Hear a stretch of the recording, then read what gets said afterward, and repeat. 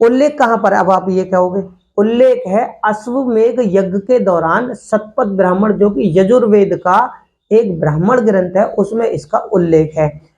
और दूसरी बात कि ब्राह्मणों का महत्व तो बढ़ा था, लेकिन अभी तक भूमि दान की प्रथा उत्तर वैदिक काल में शुरू नहीं हुई थी। ये मैं लिख देता हूं, ठीक है ना। तो देखो यहां पर क्या है, भूमि भूमि दान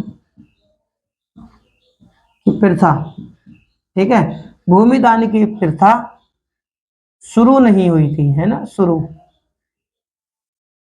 नहीं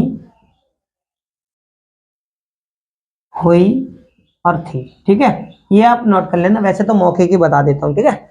अब भूमि दान की जो प्रथा है वो अभी शुरू नहीं हुई थी, ठीक है। अब ये लोग, आप लोग समझ गए होंगे। अब देखो कृषि का विकास होने लगा उस समय, भाई उत्तर वैदिक काल की घटना है कि आर्य लोग कृषि से परिचित हो गए, और जब परिचित हो गए तो कृषि का विकास होने लगा। अब जब कृषियों का विकास हुआ तो लोग बागों ने, वहां के जो आम जनता थी, आम लोग थे, उन्होंने पशुओं की भी आवश्यकता समझी अपने दूध, दही, मांस या हल चलाने के लिए या बैलगाड़ी खींचने के लिए। तो क्या हुआ, पशुओं की भी आवश्यकता उस समय होने लगी। इसी कारण वैदिक यज्ञों के विरुद्ध जब आम जनता जागरूक होने लगी और ब्राह्मणों का वर्चस्व होने लगा, यानी उनका महत्व बढ़ने लगा, तो तभी क्या होता है कि लोग बागों ने, उत्तर वैदिक काल के जो लोग थे, उन्होंने क्या करा कि एक तो कृषि का विकास शुरू कर दिया ज्यादा, क्योंकि पहले क्या थे कि भगवान की ही पूजा करना, अनुष्ठान करना, मंत्र करना, हवन करना, यज्ञ करना, आहुति देना, इसी से ब्राह्मणों का गुजारा होता था और आम जनता इन चीजों को करती थी। अब उन्होंने क्या करा कि ब्राह्मणों के वर्चस्व यानी महत्व के साथ साथ में क्या करा, उन्होंने पूजा पूजा के साथ में यानी यज्ञ करना शुरू करा। और यज्ञ के साथ साथ उन्होंने फिर क्या कार्य करे कि भाई यज्ञ तो ठीक है, भगवान से हम अपने भौतिक सुखों की प्राप्ति के लिए बहुत कुछ करते हैं, लेकिन अब क्या करें तो जो जिससे जीवन यापन बढ़े, यानी जीवन को और ज्यादा विस्तार हो, तो उन्होंने क्या करा, कृषि का विकास करना शुरू कर दिया। कृषि का विकास होना शुरू हो गया, फिर उनको आवश्यकता पड़ी कृषि के लिए, चाहे वो बैलगाड़ी खींचने के लिए, चाहे वो हल चलाने के लिए, चाहे वो अपने अपने भरण पोषण के लिए दूध, दही या मक्खन या फिर जो भी खाद्य पदार्थ है उनके लिए फिर उन्हें पशुओं की आवश्यकता पड़ी, ठीक है। अब इसी कारण उसी दौरान वैदिक यज्ञों के विरुद्ध, ये जो यज्ञ होते थे इनके विरुद्ध में क्या होता है, प्रथम, ठीक है ना, प्रथम धर्म सुधारक, प्रथम विद्रोह शुरू होगा, यानी प्रतिक्रिया। तो इनके विरोध में प्रथम प्रतिक्रिया होती है, और वो प्रथम प्रतिक्रिया करने वाले कौन थे, तो वो थे प्रथम प्रथम धर्म सुधारक, ठीक है, प्रथम धर्म प्रथम धर्म सुधारक कौन थे, तो ऋषि दीर्घतमस, क्या थे, प्रथम धर्म सुधारक थे ऋषि दीर्घ, ठीक है, ऋषि दीर्घतमस थे, जिन्होंने ब्राह्मण परंपराओं से हटकर, यानी जो उस समय ब्राह्मण थे उनकी जो यज्ञ वाली ये परंपरा थी, इनके इनसे हटकर आरण्यकों में, ठीक है, इन्होंने ही सर्वप्रथम धर्म सुधारने वाली हरकत, यानी धर्म सुधारने वाली जो शुरुआत है उत्तर वैदिक काल ये करते हैं। और यही आरण्यकों में, क्योंकि वैदिक काल में मैंने आपको पहले भी बताया कि पहले देखो जी वेद बने, वेदों के बाद में इनके उपवेद, और उपवेदों के बाद में इनके ब्राह्मण ग्रंथ, और ब्राह्मण ग्रंथ, और ब्राह्मण ग्रंथों के बाद में इनके आए आरण्यक, आरण्यकों के बाद में इनके आए उपनिषद, उपनिषदों से क्या आए, वेदांग आए, और वेदांगों से इनके महाकाव्य यानी पुराण, ठीक है। सॉरी, वेदांगों से आए सूत्र, सॉरी, वेदांगों से सूत्र, सूत्रों के बाद में पुराण। तो देखो इस प्रकार इनका विकास हुआ, विस्तार हुआ, सरल बनाने के लिए किया गया।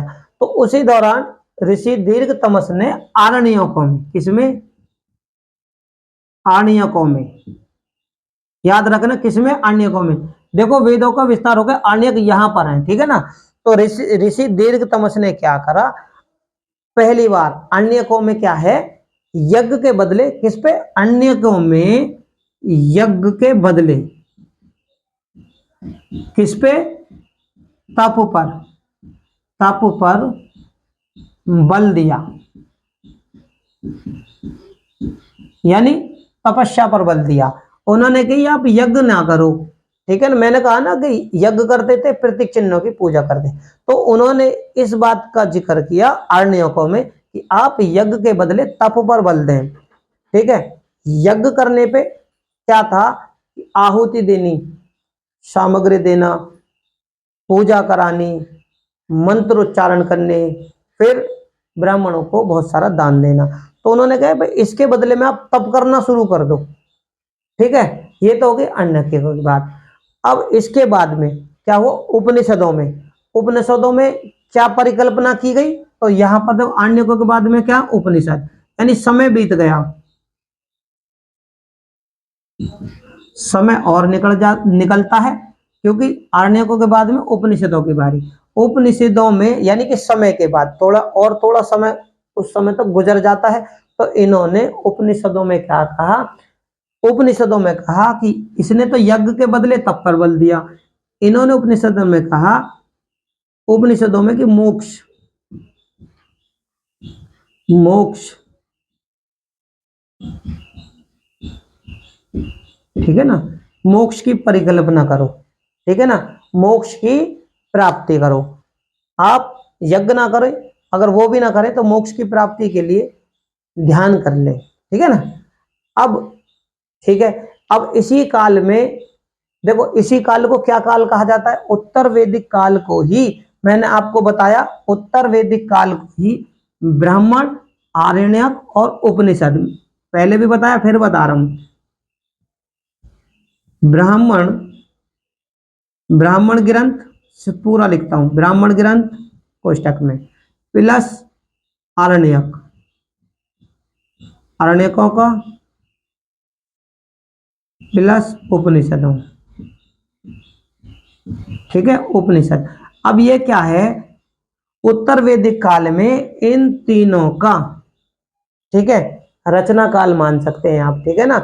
इनकी जो रचना हुई थी उत्तर वैदिक काल के दौरान ही हुई थी, और उत्तर वैदिक काल के दौरान ही उस समय के मानवों को ये सारी चीजें इन ऋषियों के द्वारा सिखाई गई थी कि भाई जीवन किस प्रकार से जीना है, आपको क्या करना है, भगवान की किस प्रकार से, ऋग वेद काल के दौरान भगवान क्या थे, और उत्तर वैदिक काल के दौरान वो क्या थे, और किस लिए वो महत्वपूर्ण थे, किस लिए उनकी लोकप्रियता थी। तो ये उत्तर वैदिक काल के दौरान हमने आप लोगों से साझा की, ठीक है। अब बात करूं, देखो इनके बाद में पुनर्जन्म की अवधारणा जो पहली बार आती है, ठीक है, धार्मिक जीवन से ही संबंधित। तो पहले पुनर्जन्म की कहानियां थी, आज भी अलौकिक कहानियां पुनर्जन्म की, लेकिन ये जो पुनर्जन्म की अवधारणा की जो पहली बार जो इसका उल्लेख हुआ है, या फिर पहली बार जो उत्तर वैदिक काल के दौरान आई, तो वो वृद्धयन, क्या, विदर्ण्यक उपनिषद में आई, है ना। तो उस समय क्या थी, पुनर्जन्म, पुनर्जन्म, ठीक है, पुनर्जन्म की अवधारणा, पुनर्जन्म की अवधारणा का जो उल्लेख, ठीक है, पहली बार तो किस में आया,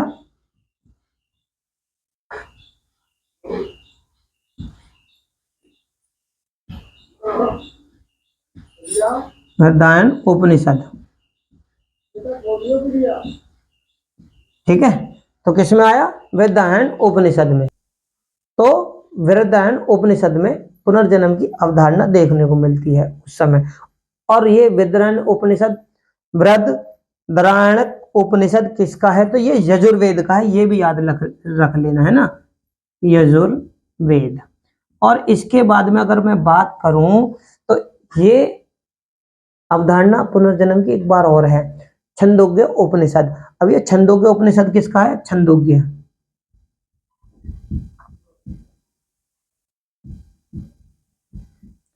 छंदोग्य उपनिषद है सामवेद का।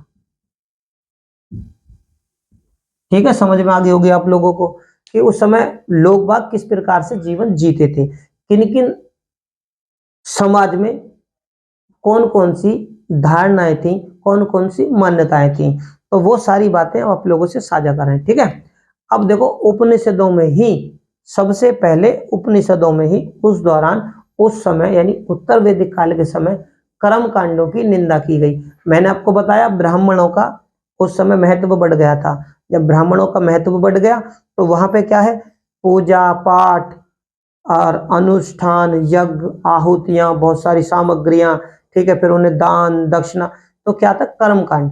ठीक है ना, तो मैंने बताया पहले धर्म सुधारक उस दौरान उत्तर वैदिक काल के दौरान इन्होंने ही कहा कि भाई यज्ञ के बदले तप करने लगो और मोक्ष की परिकल्पना करने लगो।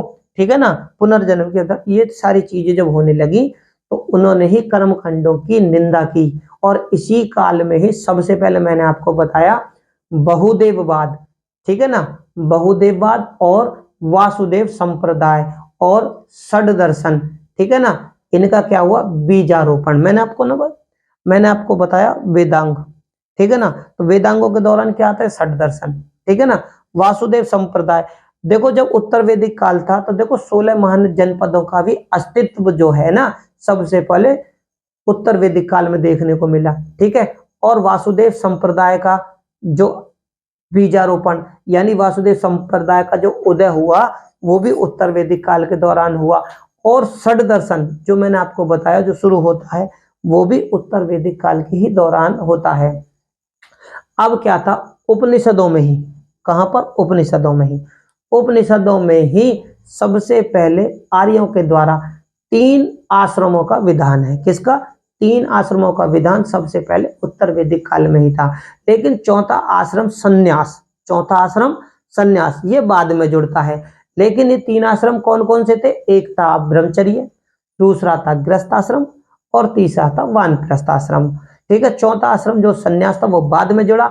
अब ब्रह्मचर्य आश्रम यानी बचपन से युवावस्था, और युवावस्था के बाद में शादी के बाद गृहस्थ आश्रम, ठीक है, और उसके बाद में फिर शादी के बाद में फिर वानप्रस्थ आश्रम, और बूढ़े यानी कि बुजुर्ग होने पर, बुढ़ापा आने पर क्या था, संन्यास आश्रम, भगवान में लीन होना।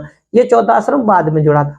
अब ये आश्रम थे किसके लिए, भाई धार्मिक जीवन जी रहे, तो उस समय द्विज, और द्विज कौन थे, द्विज वो लोग होते थे जिनको जनेऊ धारण का अधिकार था, यानी जनेऊ पहनने का अधिकार था, उनको बोलते थे द्विज।